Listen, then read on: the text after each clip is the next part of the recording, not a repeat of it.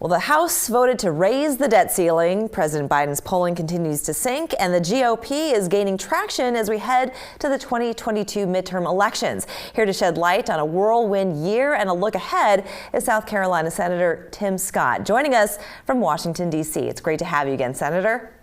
Thank you, Layla. It's good to be with you again. All right. What are your thoughts on the House's decision to raise the debt ceiling? You know, it's really unfortunate. You think about it this way. In less than 1 year, the House and the Senate, the Democrats, have spent nearly $5 trillion, a record-breaking amount in a single year in the history of this country. Increasing the debt ceiling only means that they have more planned for the future. We want nothing to do with that. The American people cannot afford it. And so, frankly, I voted no, and every single time they want to do reckless spending and reckless taxing, we all should say no. Well, it's headed to the president's desk to sign. So what do you anticipate as we look years down the road? Well, if you think about their plan, the Build Back Broker, as I prefer to call it, frankly, that's $3 trillion of unpaid spending if those programs continue for all 10 years. And the likelihood of that is good if they can get it passed. That's one of the reasons why what I hope that we'll see over the next several weeks is no passage of the BBB. That is good news for the American people. And Layla, throughout South Carolina, whether you're in Charleston, Union, McCormick, South Carolina, the one thing you know is that gas prices have exploded, a 70% increase throughout our state. Utilities are up 25%, if not even more. That is caused by reckless spending from Washington, having a negative impact on every single household in the great Palmetto State. We can stop that from exploding again by not spending money we do not have, buying things we simply cannot afford. Well, let's just add to that pile. Senator Bernie Sanders, if he had his way, he would have all student loans wiped clean. And it sounds like we also have a 4-day work week possible in our future. I don't know. Well, you said it right.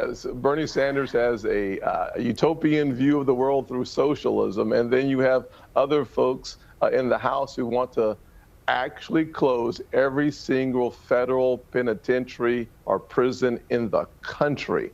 So where do you put Dylan Roof, the Unabomber? Where do you put some of the folks that are today incarcerated in federal prisons? So the left, they literally have jumped off into an abyss that they want to pull the rest of the country there with them. And what do you think is President Biden's view of all of this? I mean, everybody thought that he's going to take a more moderate approach. It seems like he's kind of being pulled in two different directions with no real middle. So what do you envision in his next year of Commander-in-Chief? Yeah, unfortunately, Layla, the president has left the centrist plank that he campaigned on, and he is now at the beck and call of the progressive left. And what we're seeing in 2021 would be replicated in 2022 if we don't start winning elections. It's really important for the American people to have divided government as soon as humanly possible. That's available in November of next year. So if we can get there, we'll be in better shape. But frankly, you think about extending the policies. Child care is something that we all understand, and a part of the Build Back Broker plan is to increase the cost of child care extraordinarily. Let me give you an example. Today, a person who has a single child in child care under 5 years old, average cost nationwide is around $15,000. With the Build Back Broker plan, that number goes from $15,000 to $28,000 a year for one single child. That means for the average person in our state, after taking taxes out, they'd have less money in their paycheck than they would be paying for one kid in childcare. We can't afford that. Well, I want to go back in time. I want to talk about some of the accomplishments in 2021. I want to look to 2022. We need to do that after the break. So we'll be right back. Welcome back. We are joined by Senator Sen Scott from Washington, D.C., where we've been hearing a lot of happenings going on in terms of the debt ceiling being raised. It's headed to Biden's desk. But I want to focus on some of the positives here. Senator Scott, what have been some of your biggest accomplishments in 2021? Well, we've been spending a lot of time lately talking about the importance of education in our nation. I've always said that the closest thing to magic in America is a good education. And we learned in the Commonwealth of Virginia that elections do have consequences, and parental involvement is one of the biggest, brightest spots of 2021. When parents get involved, kids get a better education, and they have a better chance at having a high quality life. School choice, frankly, 74% of African American parents, 70% of Hispanic parents, and 80% of dual working households all agree that school choice, it has come, the time is now, and we should push forward. I don't care whether that's public, private, virtual, or alternative schools. We need to make sure that parents have a choice so that a kid has a better chance. Another really impressive issue this year, frankly, is our bill that stopped the IRS from being able to peer into our financial accounts.